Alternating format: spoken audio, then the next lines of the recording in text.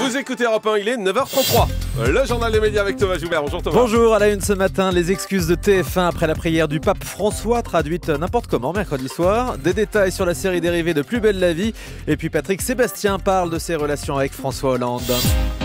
Ah Bémous, papam, on commence avec TF1 qui présente ses excuses après la traduction des premiers mots du pape. On vous en parlait dès hier matin dans cette émission. Sur le télérépondeur, des auditeurs s'étaient plaints de la manière dont le discours du pape François avait été traduit. Il s'exprimait en italien, mais la traductrice a notamment massacré le Notre Père, qui est pourtant la prière la plus connue du monde chrétien.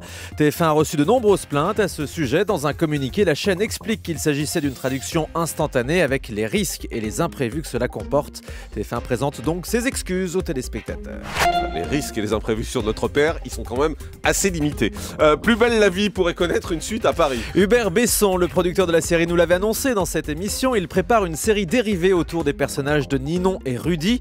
De nouvelles aventures qui se dérouleraient à Paris. Dans le prochain numéro de Télé 7 jours, il précise qu'un pilote est en cours d'écriture. Il s'agirait d'un 90 minutes destiné au prime time. Le tournage est prévu cette année pour une diffusion la saison prochaine sur France 3. Patrick Sébastien révèle ses échanges SMS, écoutez bien, avec François Hollande. Oui, dans son nouveau livre, Comme un poisson dans l'herbe, Patrick Sébastien consacre un passage à ses rapports amicaux avec le président de la République. L'occasion de raconter à TV Magazine ses échanges réguliers avec le président par SMS. Le dernier date du salon de l'agriculture. Patrick Sébastien lui avait envoyé « On va bientôt inventer un crime d'humour » après la petite phrase sur Nicolas Sarkozy. Ce à quoi le chef de l'État lui a répondu « Cela ne m'empêchera pas de sourire ». Patrick Sébastien qui évoque cette relation avec François Hollande au micro de Nikos Aliagas sur Europe 1. Écoutez. C'est quelqu'un que je connais depuis une quinzaine d'années, dont je pensais il y a 10 ans qu'il serait président de la République, tout le monde me riait au nez. Et comme je dis, ni pire ni meilleur que les autres, mais un petit peu plus humaniste, quoi. Je crois que c'est vraiment un humaniste. Vous avez voté pour lui? Comme je dis, j'ai voté pour lui. J'ai jamais voté à gauche de ma vie, c'est la première fois. Mais j'ai peut-être eu tort de voter vous le dites. Ouais, j'ai peut-être eu. Je sais pas si j'ai eu raison de voter pour lui, mais je suis content de ne pas avoir voté contre. Voilà. Patrick Sébastien interrogé par Nico, ce sera dimanche matin. Ils sont matin. corésiens tous les deux, c'est ça l'histoire, non? Exactement, oui, de Brive. Voilà. Hein, c'est ça, leur amitié vient peut-être de là, non? C'est ça, Julie. Il dit qu'il a jamais voté à gauche, et puis bon, voilà. Non, je crois qu'il voulait plutôt voter contre Nicolas Sarkozy, à mon avis, vu les rapports tendus qu'il entretenait et qu'il avait expliqué à plusieurs reprises. Demandez-moi, Julie. Voilà, le bachelor de NT1 s'explique sur la fin de son aventure avec la gagnante de NT1. Oui, NT1 qui refuse toute interview du bachelor à la presse et qui a donc décidé de communiquer elle-même avec une vidéo mise en ligne sur son site internet. Adriano explique sans vraiment de détails que son histoire avec la gagnante n'a pas duré. Quand je suis sorti de l'émission, nous étions un peu comme dans une bulle. Je suis rentré et j'ai très vite retrouvé mon quotidien et mon boulot. Ce qui prouve surtout que ce genre d'émission est quand même un peu pipoté quand même.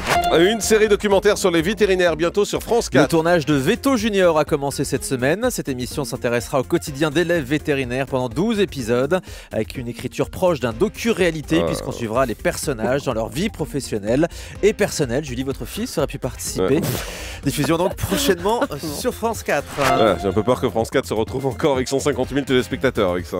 Un membre du groupe Section d'Assaut condamné pour diffamation envers une journaliste. En 2010, souvenez-vous, l'un des membres du groupe de rap déclarait dans un magazine « On est homophobe à 100% et on l'assume ». Une interview qui avait déclenché une vive polémique. Un autre membre du groupe avait tenté donc de défendre son ami en s'en prenant à la journaliste. Il l'accusait d'avoir inventé ses propos. La journaliste avait porté plainte. Elle vient de gagner au tribunal. Le rappeur va lui verser 6 000 € et publier un communiqué favorable à elle. Et puis on a appris la mort d'un comédien de la série Mafiosa. Oui, Frédéric Graziani est décédé hier à l'âge de 52 ans. Il était un des piliers de la série Mafiosa diffusée sur Canal. Le comédien avait tourné dans une vingtaine de films et téléfilms. Il avait également écrit plusieurs scénarios de long métrage. On termine avec le chiffre du jour. 2,5 milliards, c'est le nombre de vidéos regardées en replay en 2012 selon le CNC. Un chiffre en hausse de 40% parmi les programmes les plus regardés.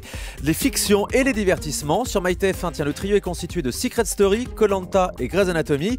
Sur Plus, sur France Télé, Plus belle la vie, le 20h de France 2 et C'est dans l'air. Enfin sur M6, ce sont les séries Soda, Desperate Housewives et Scène de ménage qui sont les plus consommées comme ça à la demande en replay. Merci beaucoup Thomas Joubert.